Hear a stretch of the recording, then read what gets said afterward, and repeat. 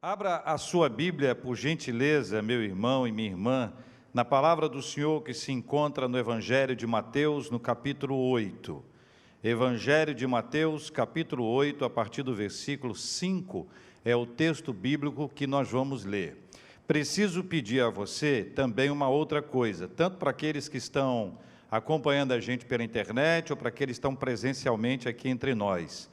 O celular vai ser muito importante já após a pregação, porque nós vamos ter o que nós chamamos de o Natal das Luzes. Durante muitos anos, nós tínhamos um stand em que nós acendíamos velas, e essas velas eram muito bonitas, né?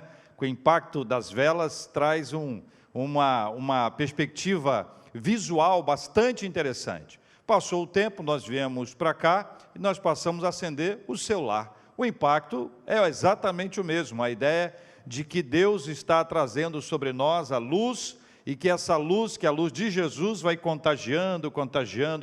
Então, daqui a pouquinho, após a pregação, deixe o seu celular pronto, nós vamos utilizá-lo, você vai utilizar daí de onde você estiver. E você de casa, atenção, prepare da mesma forma, porque nós vamos orientar para que vocês participem conosco também, e é muito importante que você participe, e seria muito legal se você pudesse registrar, fotografar, filmar e mandar para a gente pelo WhatsApp, para a gente compartilhar como é que foi aí na sua casa, tá bom? Bíblias abertas, meus irmãos, é Natal, Feliz Natal para você! Que Deus abençoe demais, seu Natal esse ano completamente diferente, mas tendo sobretudo a presença do aniversariante, como deve sempre ser, para a glória de Deus em nome de Jesus. Amém, meus irmãos? Já abrimos a Bíblia? Evangelho de Mateus, capítulo 8, versículos 5 a 13. A fé cresce em terrenos áridos. Tendo Jesus entrado em Cafarnaum, apresentou-se-lhe um centurião implorando. Qual foi o motivo da sua fala, do seu clamor? Senhor, o meu criado jaz em casa, de cama, paralítico, sofrendo horrivelmente. Jesus lhe disse, qual foi a resposta de Cristo para ele? Eu irei curá-lo. Mas o centurião respondeu, Senhor, não sou digno de que entres em minha casa, mas apenas manda com uma palavra, e o meu rapaz será curado. Pois também eu sou homem sujeito à autoridade, tenho soldados às minhas ordens, e digo a este, vai, e ele vai, e a outro, vem, e ele vem, e ao meu servo, faze isto, e ele o faz. Ouvindo isto, admirou-se Jesus e disse aos que o seguiam, em verdade vos afirmo que nem mesmo em Israel achei fé como esta. Digo-vos que muitos virão do Oriente e do Ocidente e tomarão lugares à mesa com Abraão, Isaque e Jacó no reino dos céus. Ao passo que os filhos do reino serão lançados para fora, nas trevas. Ali haverá choro e ranger de dentes. Então disse Jesus ao centurião, vai-te e seja feito conforme a tua fé. E naquela mesma hora o servo foi curado, louvado seja o nome do Senhor. A fé cresce em terrenos áridos, mas eu tenho uma pergunta inicial para você. Até onde você vai por alguém que ama? Até onde você vai por alguém que ama? O que você é capaz de fazer numa hora de extrema necessidade? Até onde você vai por alguém que ama? As guerras proporcionaram muitas histórias e histórias. Sempre há lições valiosas que podemos colher desses relatos ou narrativas criados, algumas delas não são comprovadas historicamente, mas nos apresentam alguns valores muito ricos. Uma delas é uma história onde se conta, na guerra, meu amigo ainda não regressou do campo de batalha, senhor. Solicito permissão para ir buscá-lo, pediu um soldado ao seu superior. Permissão negada, soldado, respondeu o oficial. Não quero que você arrisque a sua vida para um homem que provavelmente já está morto. O soldado, desconsiderando a proibição, saiu e em 1 hora mais tarde voltou transportando o cadáver do seu amigo. O oficial ficou furioso. Eu te disse, ele já estava morto. Agora, por causa da sua indisciplina, eu perdi 2 homens, pois você ficará preso e enfrentará a corte marcial. Valeu a pena, soldado, só para resgatar um cadáver? E o soldado respondeu, Senhor, quando encontrei o meu amigo, ele ainda estava vivo e pôde me dizer, eu sabia que você viria. Até onde você vai por alguém que ama? Até onde você vai? Em 2 Reis, capítulo 4, lemos a história da mulher de Sunem, chamada de Sunamita, que recebeu a bênção da maternidade depois de uma palavra profética de Eliseu. E na sequência disso, diz a palavra do Senhor que o filho dela adoeceu e morreu. Ela deixou a sua casa e foi encontrar-se com aquele homem, o profeta Eliseu. É bem provável que você já conheça essa história, uma história bastante conhecida, linda, mas eu não sei se todos aqui conhecem e sabem que essa senhora percorreu cerca de 50 quilômetros aproximadamente, e depois subiu cerca de 552 metros até chegar ao Monte Carmelo, que é onde o profeta Eliseu estava. Essa mulher foi, segundo o relato bíblico, a bordo de uma jumenta, sobre um animal, com todas as dificuldades e percalços dessa mobilidade complexa e difícil para aquele tempo e para esse tempo, ainda mais no momento de ansiedade, momento de inquietação, onde na memória dela provavelmente estava a imagem do filho que ela havia colocado sobre a cama do profeta Eliseu, filho morto. O relato bíblico é lindo. Esse menino volta à vida. O profeta Eliseu opera da parte de Deus um milagre maravilhoso. Geazi está ao lado dele e contempla todas essas coisas, tendo sido frustrado na primeira tentativa. Geazi. E se qualquer um de nós encontrássemos com essa mulher e perguntássemos para ela assim, valeu a pena andar no lombo de um animal, cerca de 50 quilômetros, encontrar com o profeta Eliseu no Monte Carmelo, 552 metros de altura aproximadamente, valeu a pena? Minha irmã, qual que você acha que teria sido a resposta dela? Até onde você vai por alguém que ama? O que você é capaz de fazer numa hora de extrema necessidade? O centurião do texto de Mateus, ele parece sentir as dores e as enfermidades do seu rapaz, do seu servo, do seu criado. Ele não mede esforços para vê-lo restaurado. O contexto aponta para ações anteriores que não tiveram êxito, e aí surge a única possibilidade, a única chance de reverter essa história é Jesus. Ele parece saber que não há muito tempo, há um senso de urgência, e esse senso de urgência domina a situação e revela que é uma hora de extrema necessidade. Quem já viveu um tempo assim sabe dos movimentos emocionais e as reações do nosso organismo. Quando alguém que a gente ama passa por uma dificuldade, quando alguém com quem a gente se importa está passando algum tipo de aperto, é natural que nós estejamos sentindo aquilo e nós busquemos todas as possibilidades de saída, de restauração, de alternativa, seja de cura física, emocional ou espiritual. Vou deixar para você uma pergunta. A quem você busca quando carece de socorro? E mais uma, quem é a primeira pessoa para quem você grita socorro? Vou deixar uma resposta. Das mais conhecidas, para que se fixe bem e ajude o nosso aprendizado. Você deve conhecer o Salmo de número 121. Eleva os olhos para os montes. De onde virá o socorro? O meu socorro vem do Senhor que fez os céus e a terra.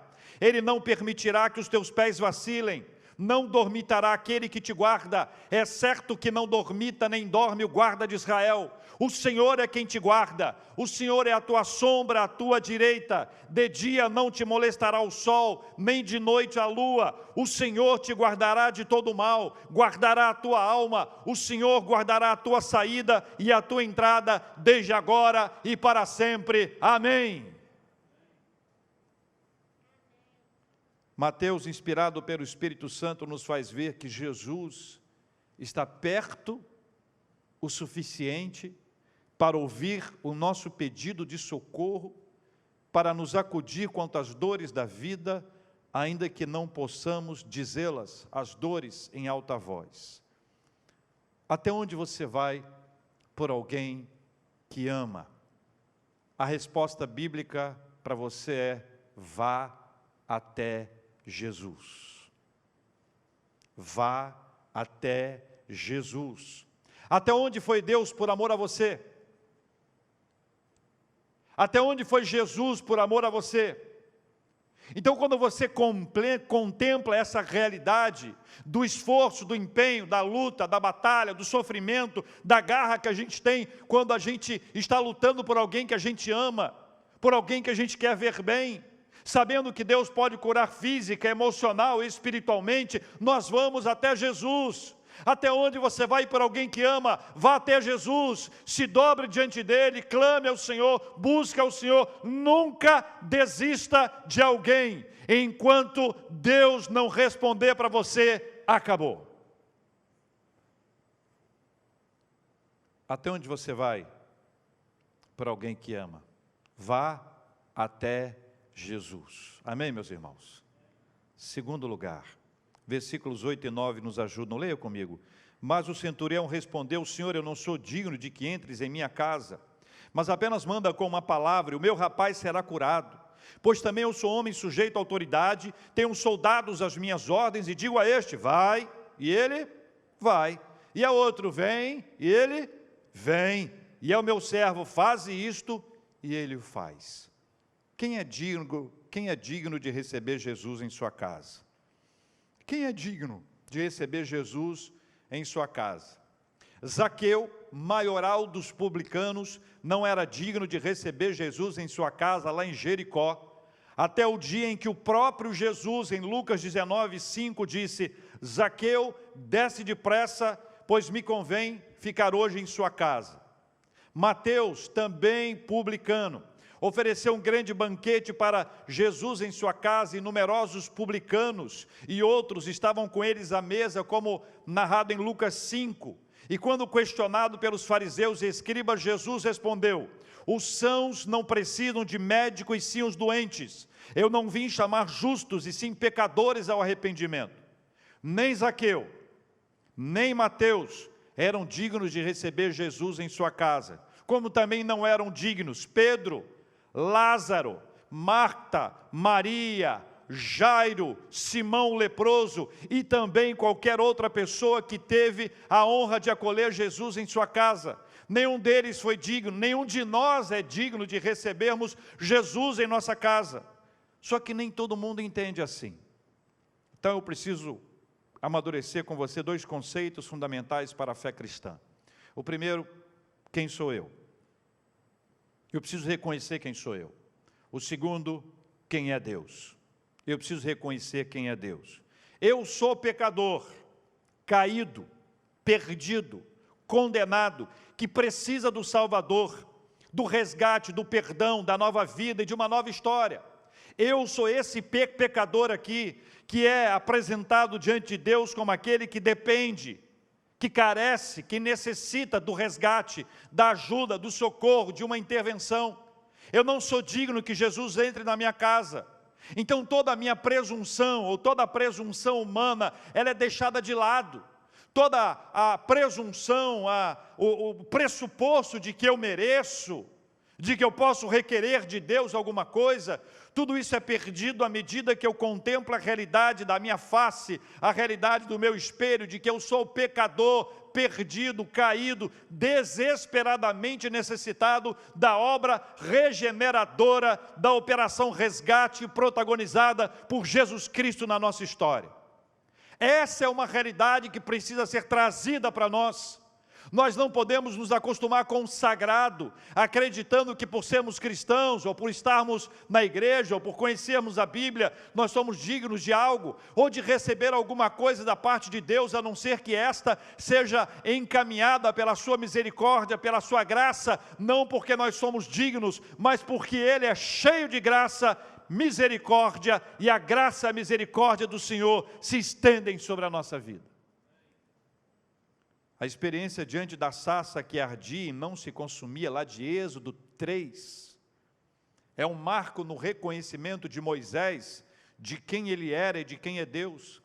O relato bíblico diz que ao se aproximar da sarça, Deus falou com ele. E a frase do Senhor foi: não te chegues para cá, tira as sandálias dos teus pés, porque o lugar em que estás é terra santa. Disse mais: eu sou o Deus de teu pai, o Deus de Abraão, o Deus de Isaque e o Deus de Jacó. Como Moisés reagiu? Diz a Bíblia: Moisés escondeu o rosto, porque temeu olhar para Deus. Escondeu o rosto.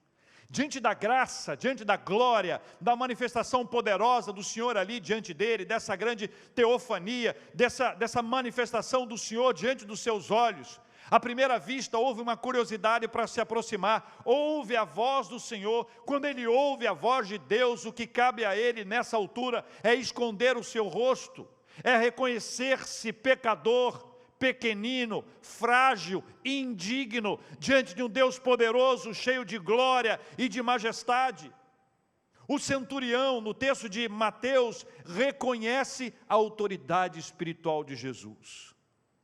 Ele faz menção à hierarquia de poder no ambiente militar.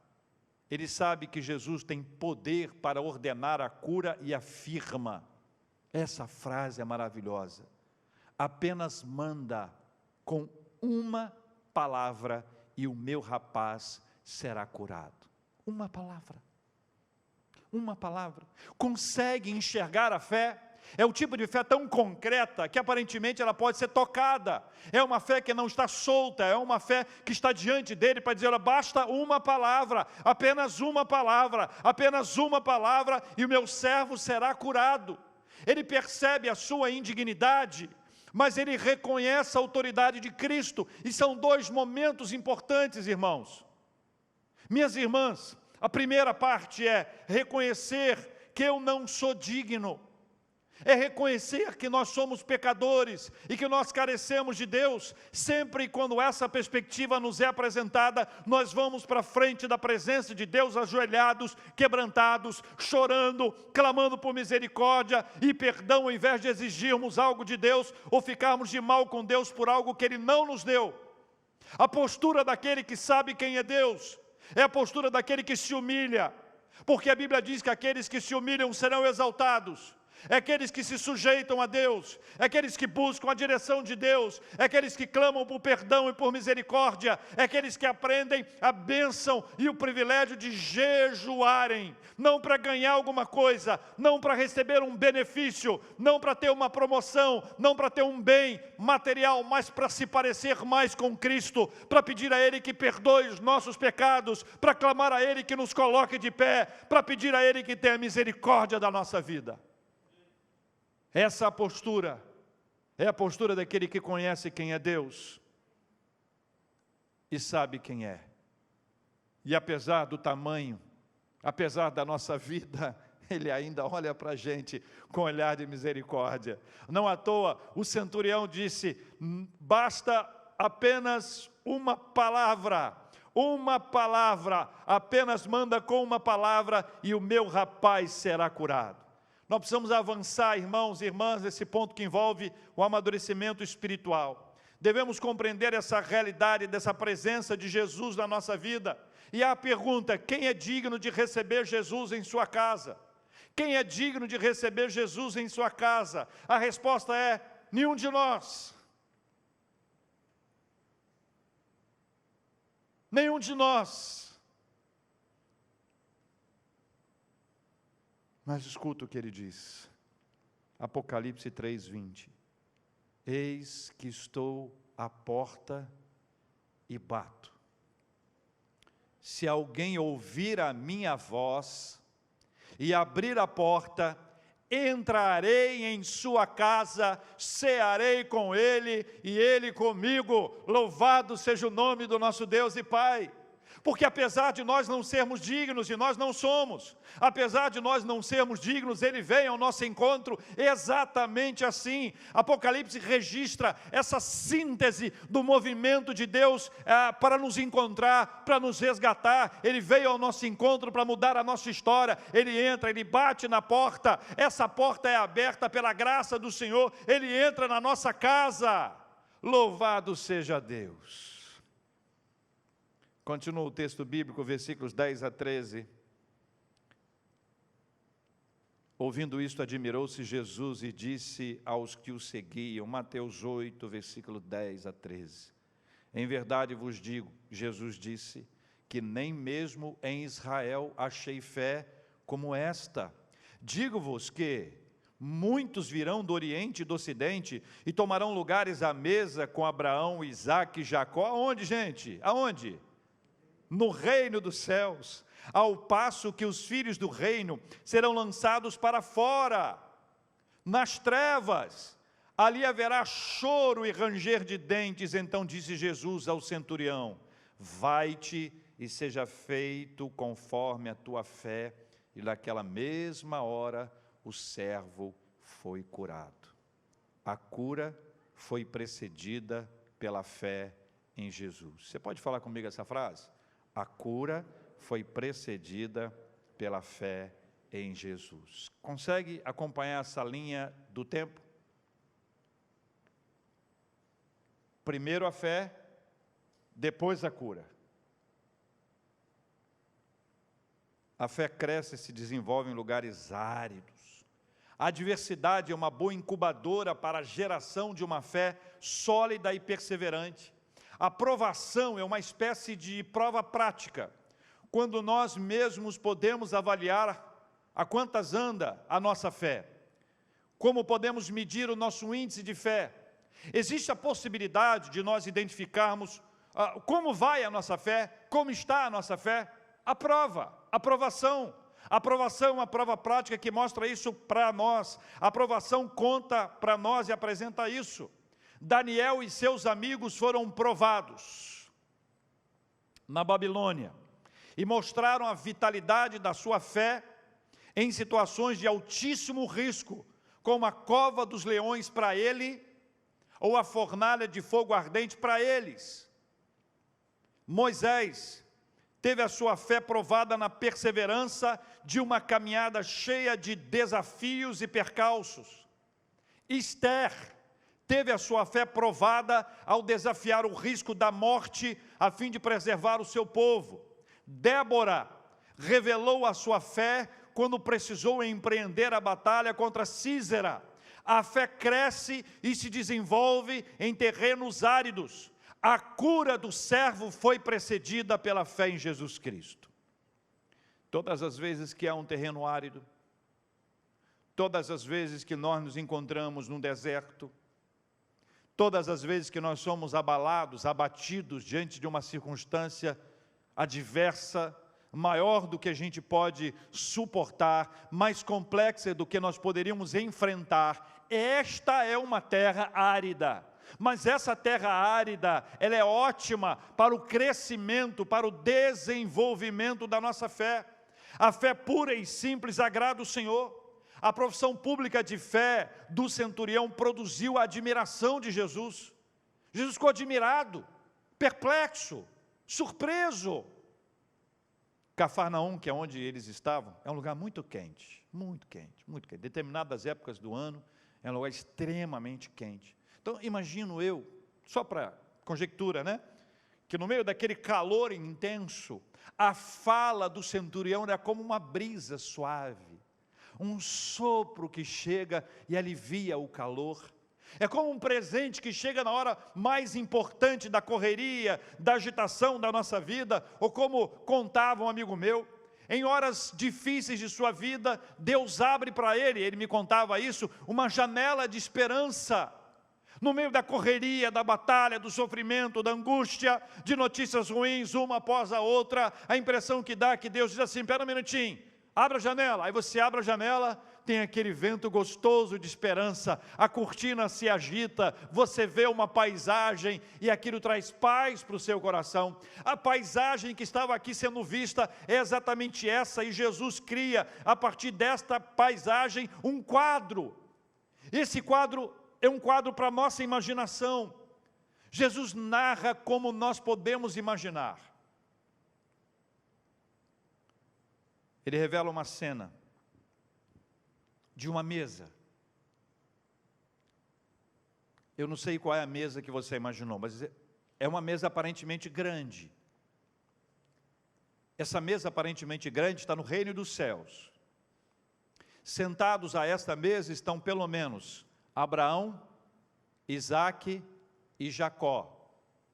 E segundo o relato do texto bíblico, no contexto onde eles estão, quando Cristo diz, olha, muitos virão do Oriente e do Ocidente e assentar-se à mesa com Abraão, Isaque e Jacó no reino dos céus, você vislumbra essa cena de gente chegando de todas as partes do planeta para se assentar à mesa, incluindo o centurião que estava ali declarando a sua fé, incluindo o centurião que estava manifestando a sua fé, incluindo o centurião que estava ali revelando a sua confiança em Jesus ao dizer, basta uma palavra. Então imagine essa cena linda e extraordinária, essa mesa grande, com as pessoas sentadas ali, Abraão, Isaque, Jacó, gente que vem do Oriente, do Ocidente, todos eles assentados juntos no reino dos céus. Que celebração maravilhosa, que festa extraordinária, que lugar é esse, meus irmãos? Quando eu solto a minha imaginação para pensar num lugar como Jesus nos trouxe aqui, eu penso o quanto a fé é contagiante, a quanto a fé em Jesus, o quanto a fé em Jesus não se deixa paralisar.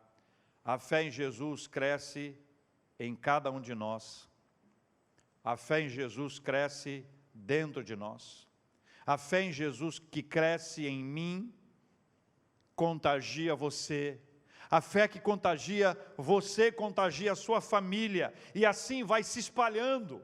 Esta fé vai sendo espalhada, e à medida que essa fé é espalhada, nós passamos a perceber um monte de gente do Oriente e do Ocidente que se preparam para sentar-se à mesa com Abraão, Isaque e Jacó no reino dos céus, para viver algo que nós não conseguimos expressar. Não há prazer, não há alegria, não há nada que possa ser superior a esta realidade extraordinária que a palavra de Deus nos traz, de uma fé simples e pura, que alegra o coração do Senhor Jesus Cristo.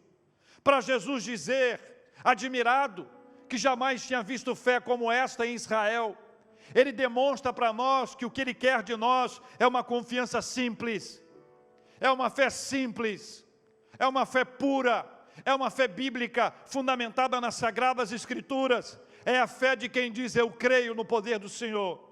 É a fé de quem olha uma adversidade e diz, olha, está difícil, está muito difícil. Está muito, muito, muito difícil, mas eu creio na intervenção sobrenatural e poderosa do meu Senhor. Basta uma palavra dEle para que essa história seja transformada. É esta fé simples e pura que alegra o coração do Senhor Jesus. A fé cresce em terrenos áridos. A fé cresce em terrenos áridos.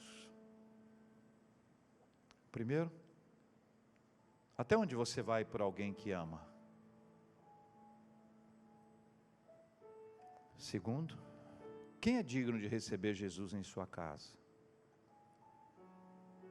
Terceiro, a cura foi precedida pela fé em Jesus. Eu quero orar com você. Você pode ficar de pé, por gentileza? Até onde foi Deus por amor a você? Responda para mim. Até onde foi Deus por amor a você? Até onde Ele foi? O que Ele fez? Até onde foi Jesus por amor a você? Até onde Ele foi? Imagina, Jesus, é Natal.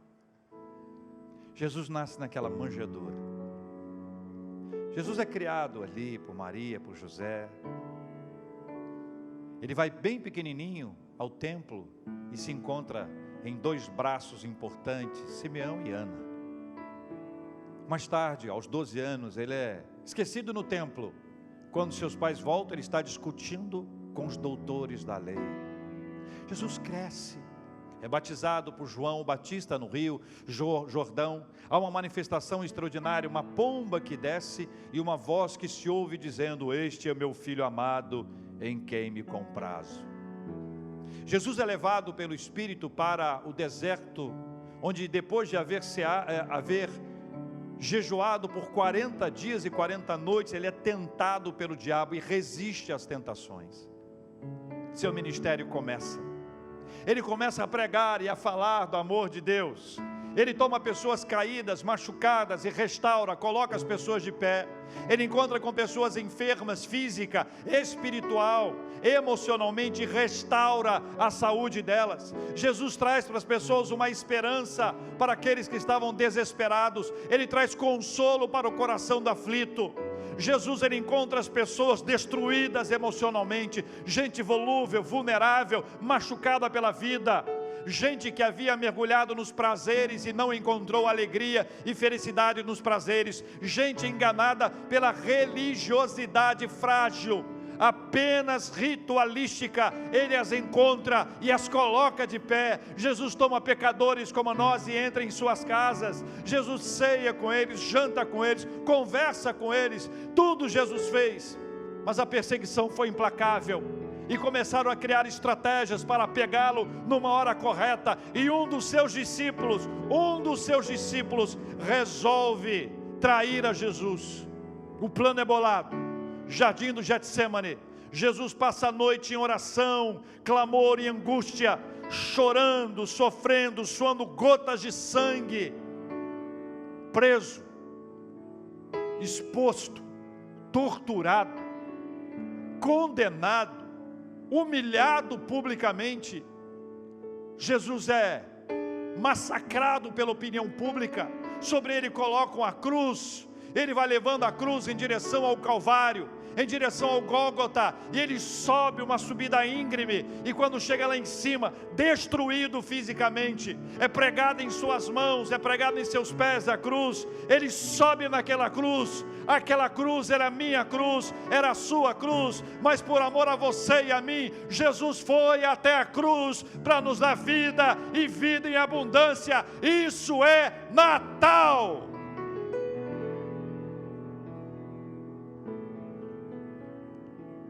Deus amado, nós te agradecemos porque é Natal. É Natal. Jesus, Jesus maravilhoso. Jesus, Jesus, Jesus, seja exaltado o seu santo nome. Jesus, seja glorificado o teu santo nome nesta hora. Jesus, Jesus, Jesus.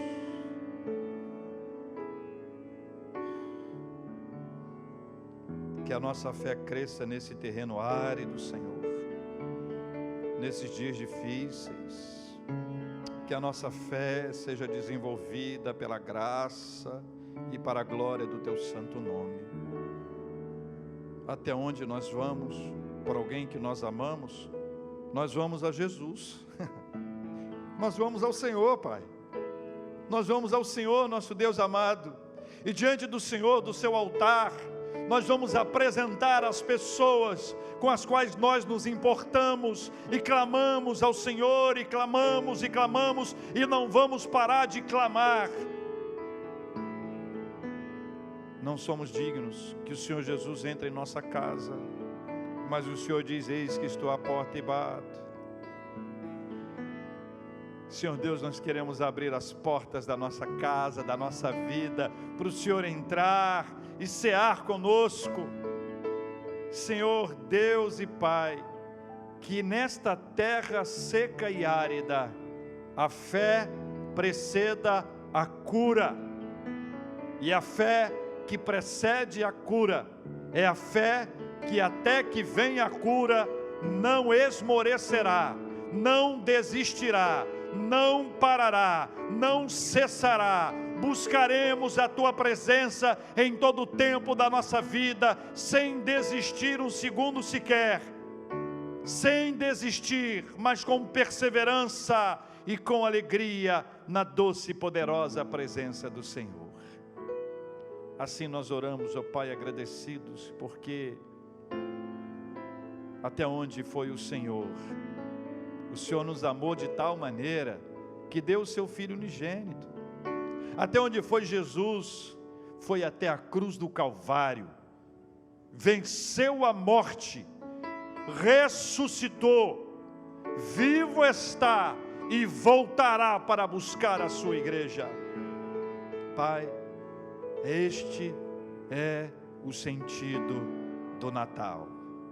Louvado seja o nome do Senhor, porque para nós é Natal em janeiro, é Natal em fevereiro, em março, abril, maio, junho, julho, agosto, setembro, outubro, novembro, dezembro. É Natal todo dia, é Natal todo ano. Louvado seja o teu santo nome, Pai. Nós oramos, ó Deus, pela bênção do Senhor sobre as nossas vidas. Nós continuamos a clamar pela cura dos enfermos em nome de Jesus. Oramos para que o Senhor visite cada lar onde existe uma pessoa enferma. Oramos por aqueles que estão internados, estão nos hospitais, em estado médio ou em estado grave. Nós clamamos porque não há dificuldade para o Senhor. Basta uma palavra do Senhor para que sejam curados. E nós clamamos para que a palavra do Senhor está curado em nome de Jesus. É isso que nós clamamos, Pai. Nós oramos por consolo aos que estão com seus corações enlutados, Pai. Consolo do Teu Espírito Santo. Nós oramos, ó Deus, para que o Senhor cuide de cada família que está enlutada. Oramos pelas famílias que nesse período do ano não se encontrarão presencialmente. Cuida, Senhor Deus, das nossas emoções. Ajuda-nos nessas áreas também. Cuida da nossa economia, cuida da nossa cidade, estado, país, cuida do planeta. Nós tudo entregamos em suas doces e poderosas mãos, em nome do nosso amado e Senhor Jesus Cristo. Amém.